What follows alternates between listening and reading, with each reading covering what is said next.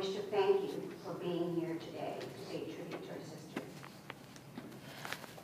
Your presence here today validates that she was not just loved by her family, but she was loved by so many of it. It was so easy to love her. She was sweet, kind, thoughtful, generous of her time, effort, and money, and always wore a beautiful smile. She made everyone welcome with her open arms and warm embrace. She was a true believer and a child of God. In the words of our niece Myra, I consider her my first and greatest spiritual leader. Well, she was also a spiritual leader for so many people, and successfully led many the unequivocal love of Jesus. Her friends, acquaintances, those she met at the grocery stores, those she met at the hospitals, those who have difficulty in their lives. Sometimes it made me wonder whether she had a radar or not, who needed her. Mom used to talk about how tiny Rebecca was. She was so tiny that she fit in a shoebox. And if you can imagine how much smaller a Filipino feet is than American feet, you can imagine that she was really tiny. My mom bragged that the only reason why she survived is because our grandmother was a nurse, took very good care of her. But there was a plan. God needed her. So she was a miracle baby. In 1956, we flew from the Philippines, all 9 of us, filling the whole airplane, just by ourselves. It's pretty empty from the Philippines to Los Angeles. We immediately joined the Filipino Christian Church, where Rebecca sang in the choir. And if you've ever heard her sing, you wonder why she managed to be one of them. But this is also where Rebecca met her love. There are at least 3 people who claim that they were the ones responsible for introducing Paul and Rebecca. His brother Ray, his cousin Danny, and Miss Reyes, their neighbor. Well, I believe Miss Reyes because she's the oldest.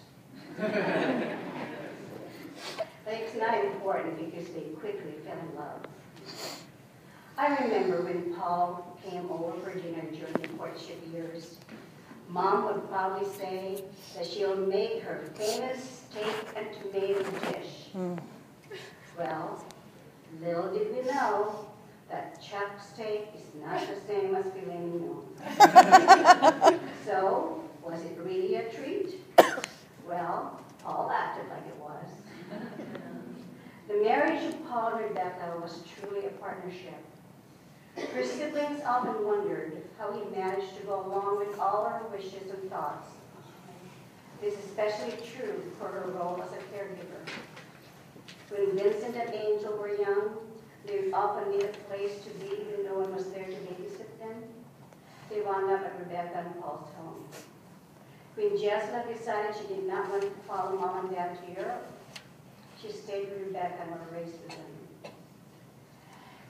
When Gina needed a place to go, she too became one of Paul and Rebecca's household. Thank you, Paul, for understanding, for being generous, and for sharing the passion of Rebecca. Rebecca took her role as the oldest member of the family very seriously. When our dad passed away, she insisted on taking care of Mom at her home. She didn't want to leave her in a care home.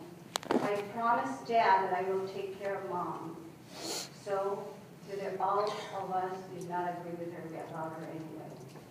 Thank God she realized that it was so physically difficult for him to do so.